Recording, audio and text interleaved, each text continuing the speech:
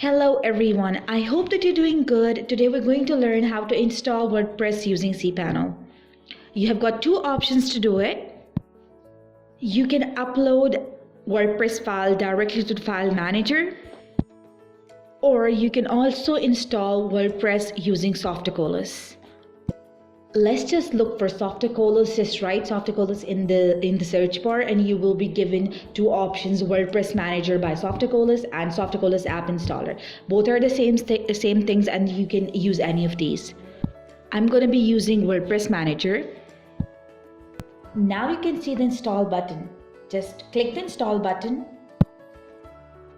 You can actually see the version. I selected 5.5.1. Now choose the installation URL, select your password, admin password.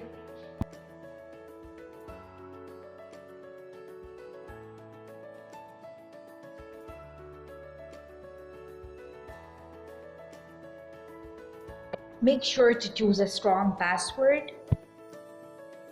Now you can see the install button. Just click the install button.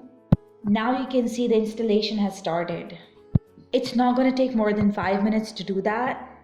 The WordPress has been installed, as you can see here.